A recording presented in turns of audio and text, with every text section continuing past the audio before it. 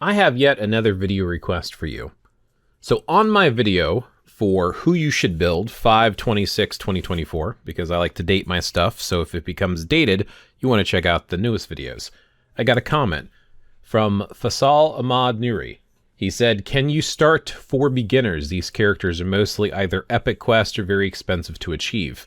For beginners, the most important thing is the world boss because it gives a lot of material. Make a video for guys who started from zero." I, of course, said I'll try my best to do this, and I referenced a video I made on 8.18, easy to use, free-to-play, friendly DPS characters. That at least covers the DPS side. But he has a very interesting request, and as somebody who owns pretty much all the characters in the game, I quite often don't think about what it's like to start as a new player. So when I was making those recommendations, of course, I was making recommendations based upon the roster I have, which is pretty much every character in the game and quite a few tier 4s. So I was thinking, going back through this, and I'm like, who would be nice to build if I was starting an account from scratch? So I threw together a list and I consulted with some of my friends like Solar, and I asked for Solar's opinion, like, hey, this is the free-to-play, beginner-friendly list I would come up with. What are your thoughts? He did make a few suggestions. I removed a few and added one or two, so it wasn't too bad. It seems like we have very similar opinion on who would be a good pick. I'm going to separate this video into 3 parts: DPS, leadership, and support. Let's start out with the DPS. Damage per second. So we're talking about heavy hitters, the ones that are actually doing the damage itself. Order is not exactly a set in stone order, but it's still going to be, why not, right? So the first one, Iron Man. Back to basics uniform, of course, is best. The nice thing about Iron Man is not only he free to play friendly, but you pretty much get him for free as a new player. You pretty much get him tier 2 for free. That alone makes him a very good choice. He has a super easy to use rotation. He's proc friendly, so you could use him with just a normal everyday average proc. And he has a villain uniform if you want to use him in multiple different game modes where there are restrictions for heroes or villains. So he's blast with both uniforms. Superior Iron Man would be the villain uniform. Back to basics would be the main one that you're going to use most of the time. If you check out my free-to-play, easy to use, you can see the rotations for these characters. I'm not going to go over them in this video. The next one is also one that you get for free to tier 2, and that is Spider-Gwen. Spider-Gwen's best uniform, of course, is Spider-Man Across the Spider-Verse. Again, very, very proc-friendly, easy to use, does a lot of damage, and covers a lot of different days and different game modes. When I think about a character being good and usable, what I'll typically do is I will think of what PvE game modes can I use this character in. Although I don't disagree that World Boss is important for materials, it's not the only one. And in fact, maybe that could be a future video, the different PvE game modes that you can play to get materials. But just some of them off the top of my head to think about: GBR, World Boss Legendary, of course, AB, which is also Alliance Battle Extreme and Alliance Battle Legendary. And then, of course, Story Mode, which is pretty simple, and Shadowlands, which is also fairly simple. Doing multiple different versions of daily, clearing different story modes, and getting as many materials as you can. How usable are these characters across the map? Probably should have said that before I mentioned Iron Man and Spider-Gwen. Next one is also a character you get free at level 2 if you're a brand new player, and that's Loki. Loki, Marvel Studios Loki, and this is from the most recent TV show version, of course. Most of the time, it's going to be the newest uniform is going to be the best.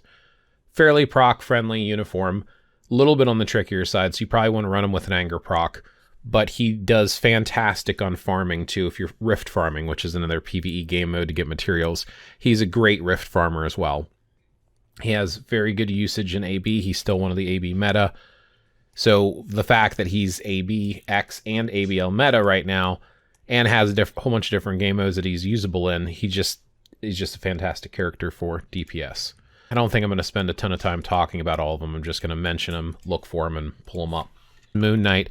The only reason I'm mentioning Moon Knight is because you get him tier 2 for free. Honestly, Moon Knight has kind of fallen off as far as being in the meta for AB, but he's still very much usable with, of course, Marvel Studio Moon Knight uniform.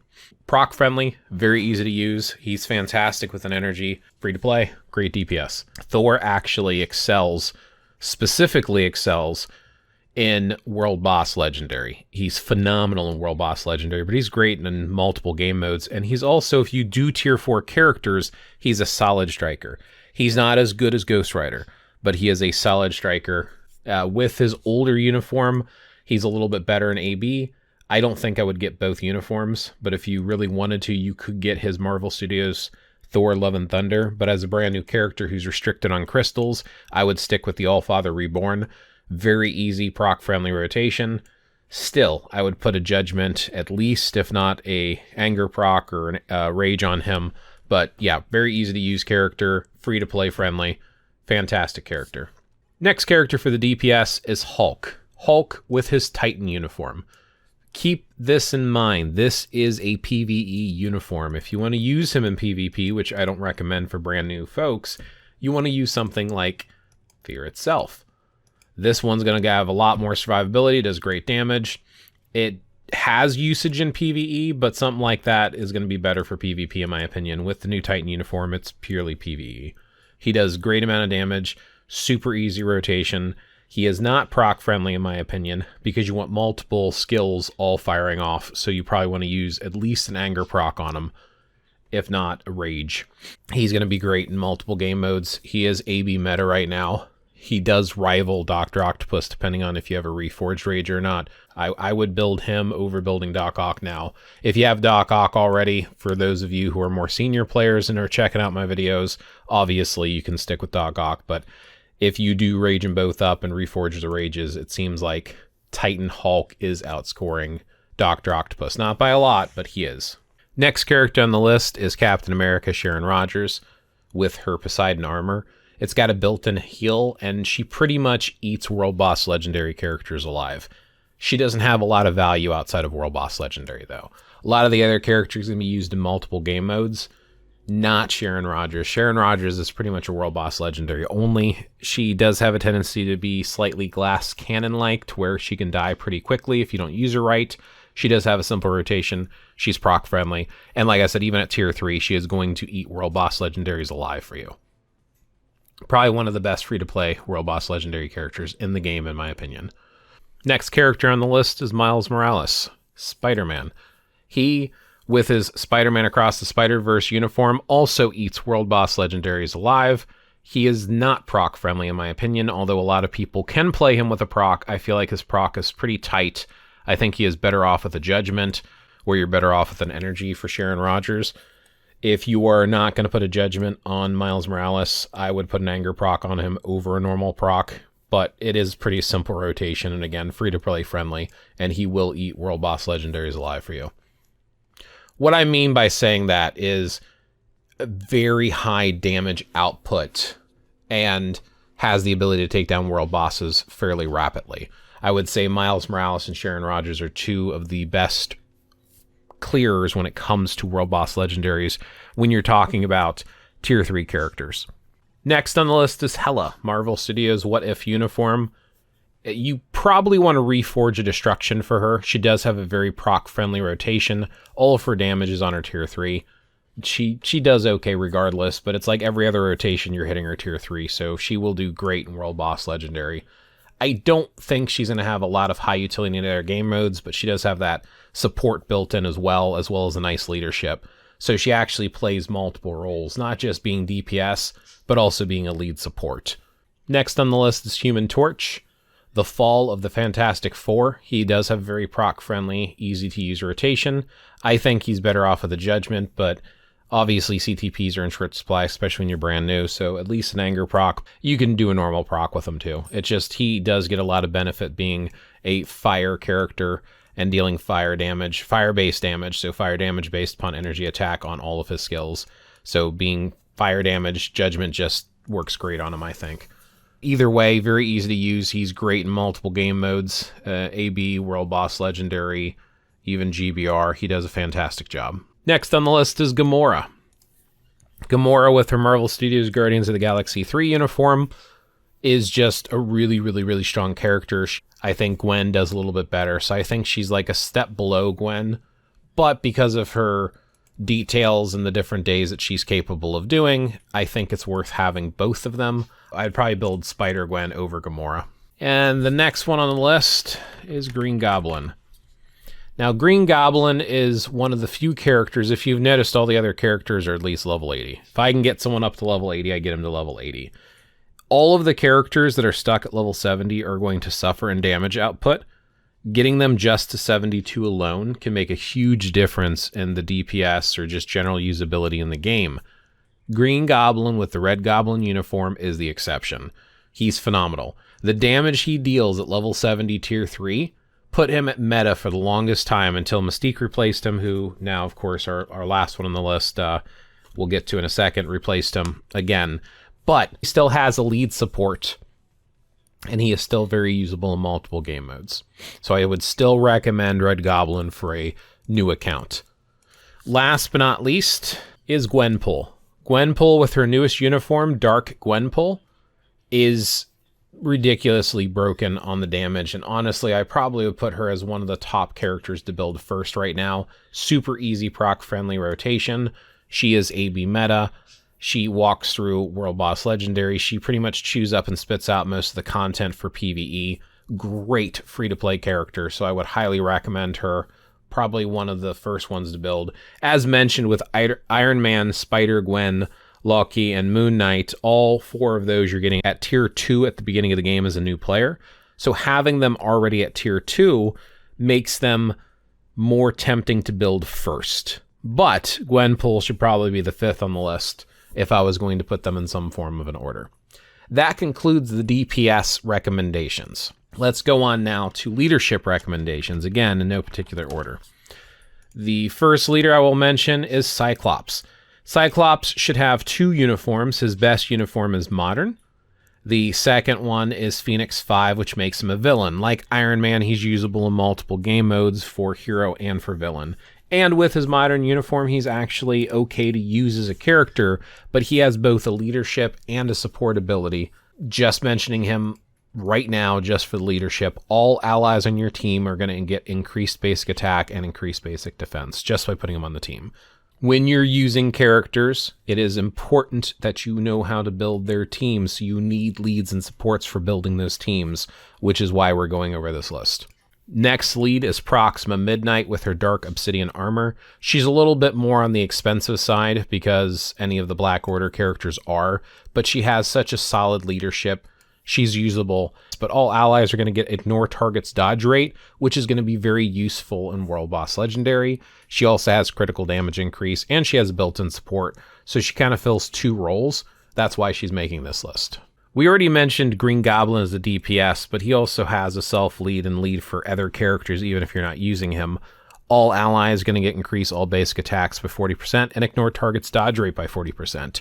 And remember, he also has built-in support, so we'll bring him up again in the support list as well. Next character is She-Hulk. Marvel Studios She-Hulk Attorney at Law.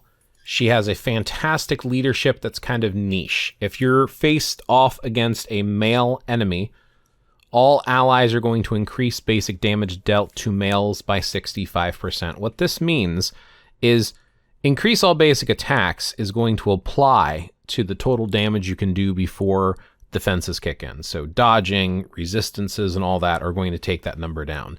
Damage dealt is after it's already been filtered through. So the damage that actually gets through is what gets amplified 65% more. She's usable by herself, but she's not as good as some of the other DPSs. So for the most part, she's going to be a leadership only. I don't think she's in high demand, but it's still not a bad leadership. So I figured it's worth mentioning since she's free to play. Next one I'm going to mention is kind of a interesting niche character, and that's Ancient One. Ancient One's actually pretty decent on her own. She's not as good as Doctor Strange. She is better than Wong. She is farmable, even though her bios are slow to get, but having the 50% increase blast for allies and her built-in support ability make her a very tempting suggestion for new accounts. I don't put her high on this list, but I think she's still worth putting on this list. Next character is Titania. Titania is going to be using Fear itself. She only gets up to level 70, so keep that in mind. Not being able to push her further does affect, but mostly it's because of her leadership. Its combat type allies get 60% increase of physical attack. She is very niche, but she's usable in different game modes like A, B, and it's just a neat leadership to have for the right characters. Again, they need to be combat types like Moon Knight or Hulk, and they need to be physical damage dealers. So just be aware she's very niche and she can't get past level 70 right now. Wave takes a little bit of effort to get, but with her classic uniform, she has a solid lead and support ability. All allies are going to get 25% increase all attacks. The main reason she's on this list is for her passive, but she has leadership functionality as well. If you were to choose to build Namor, she gives a Namor specific boost, but I find myself never using that really, and I don't really recommend Namor for this list. So yeah, 25 is what you're getting. Last on this list is Shuri. Even without her uniform, Shuri is good. It's better to get Marvel Studios' Black Panther Wakanda Forever uniform, and it gives her a great lead, increases all basic attacks by 35% for speed type allies. So again, a very niche thing. You need to make sure the ally has speed, but she has a built-in passive, and she is much better as a support character. But again, some of these characters I'm putting on here because they're lead supports, which is great for building early game teams. Now I want to give a shout out to a very niche character. Mr. Fantastic, with or without the uniform The Fall of Fantastic Four, has a very specific niche leadership specifically for Human Torch. If you are building Human Torch and you can use any lead, because remember, Mr. Fantastic is combat type, Human Torch is blast. Fantastic Four allies are going to increase all basic attacks by 65%. So it's a leadership specific basically for Human Torch, but still worth considering. He also can go past 70. So if you wanted to build him up to 72 at least, or even 80, you could use him. He's not very impressive with his damage. And honestly, I'd probably recommend saving resources, but it's something to consider if you really like Human Torch. Next on the list, we'll start talking about support characters. We brought up Cyclops before. I'm going to bring him up one more time as a support character, and I'm going to show you his support skill. So it's his passive. He gives 40% increase of energy attack to all allies. So not only are you getting that leadership, but you're also getting that passive as well. Now, if I was to switch to his other uniform, that's a little bit lower, but it's still usable for both lead and support abilities for both heroes and villains if you're wearing the right uniform. It's 30%, so it's 10% less with his Phoenix 5 uniform. Next character is pulling back Proxima Midnight again. Now in this case, I believe it's on her uniform. Supervillain allies are going to increase basic damage dealt to supervillains by 35% and increase basic damage to superheroes by 40%. So again, we talked about how good damage dealt is. So supervillain allies, so we're talking characters like Loki or whatnot, or even if you were to use her with someone like Hulk or Green Goblin, very, very effective support. And again, she has built-in leadership as well, so she kind of fills two roles there. Pulling up Green Goblin again for a third time, because as mentioned, he just fills so many roles. Not only does he have his leadership and he's DPS, but he also has this passive here. Supervillain allies increase basic damage dealt to supervillains by 45 and superheroes by 45. Again, damage dealt, which is great. So he fills multiple roles, and it makes him just such a tempting character to use. It'll be great once he finally gets a tier 4 and maybe even in a uniform. Next on the list is arguably one of the best support characters in the game. Now keep in mind that she's very niche, that a lot of her abilities are going to work specifically for characters with leadership only. So if they don't have the leadership icon, she doesn't help. Sharon Rogers has it, Miles Morales has it as an example, so does Gwen, Spider-Gwen has it as well. So just be aware that if they don't have the shield icon, not all of her effects are going to apply. But she has more than people realize. There's this passive 1, and this is basically when attacking enemies, and it applies to them, right? Activation rate is when attacking and applies to enemies. Bleed. This deals damage, additional 15% damage every 1 second, and it removes elasticity. Incapacitation removes active buffs from target with a 4-second cooldown. Pretty good stuff. Then there's this passive, which is the big one everyone talks about. This only applies to characters with leadership. If you go under details, there'll be a shield icon. I can show you that in just a second. But basically, it's going to increase basic damage dealt to supervillains by 65%. It also decreases damage received, but this 65% is a nice boost, and it's definitely worth getting just for this alone. Then on her uniform, if you have this uniform, there's a uniform effect for superhero allies. Specifically, it's going to increase all basic attacks by 15, increase chain hit by 10, and ignore target's dodge rate by 30. All good stuff there, all very powerful and effective. And just to show you really quick, here's an example of somebody with leadership. If I go to Spider-Gwen, details, there's a little shield. So if they don't have this icon, her second support passive does not apply. But if they do have this icon, they're going to get that 65%.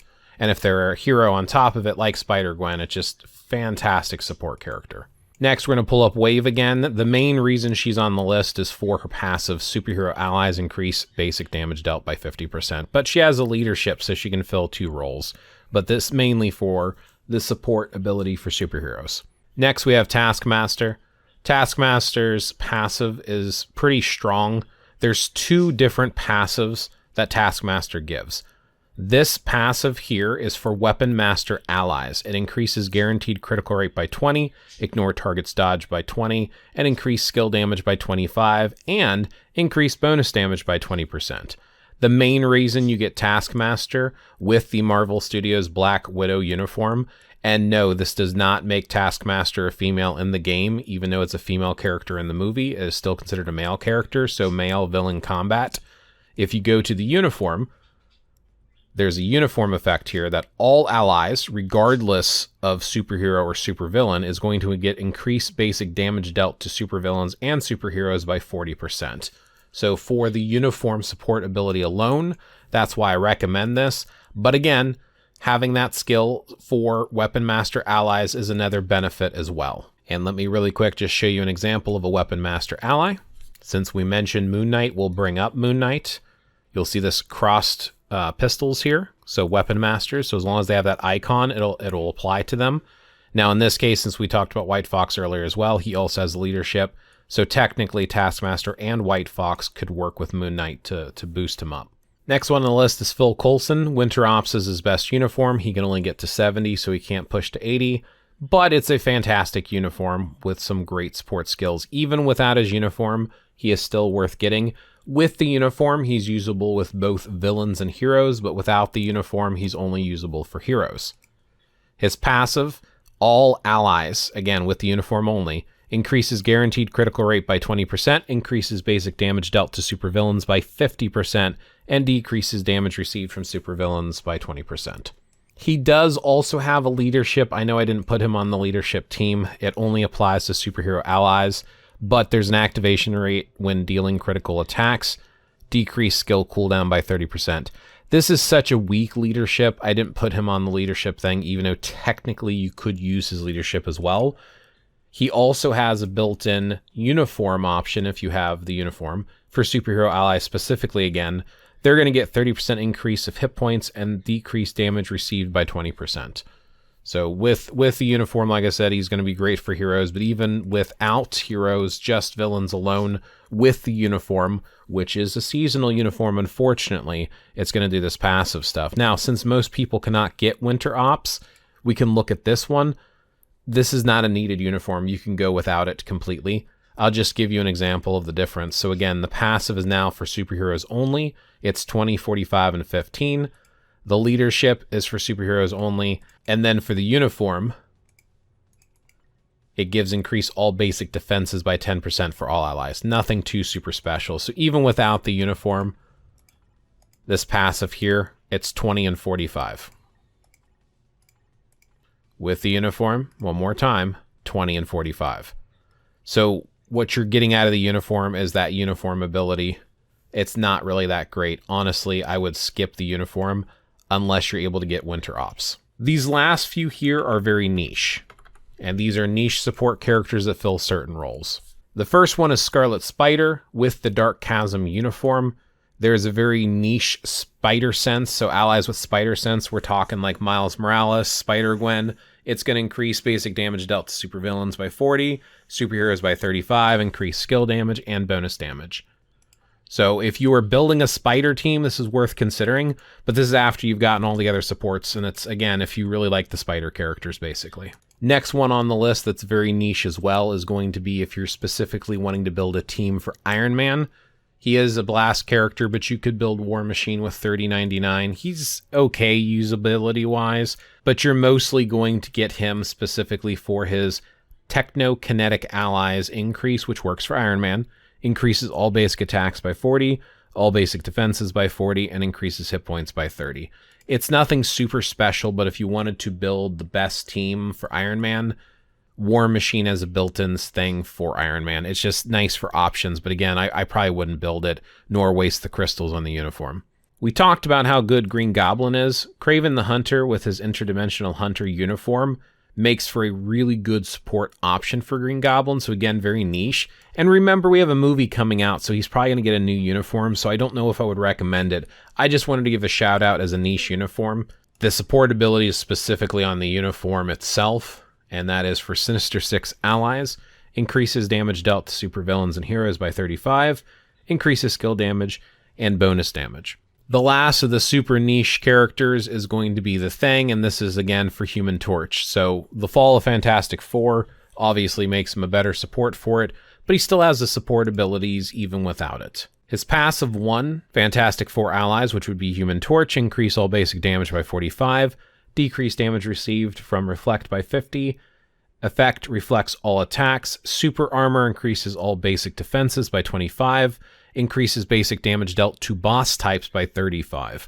So again, with Mr. Fantastic's leadership, Human Torch, and the Thing, you build a nice solid team specifically for Human Torch. He also gives, with this particular uniform, with the Fall of the Fantastic Four, he has a uniform ability too, which is going to affect Fantastic Four allies. They're going to get 25% increase max hit points as well. So there you go. That's my opinion when it comes to free-to-play friendly focus for DPS leadership and support. If you agree with this list or disagree, please leave your comments below. Thank you for your request. I'll keep making videos, and I'll catch you in the next one.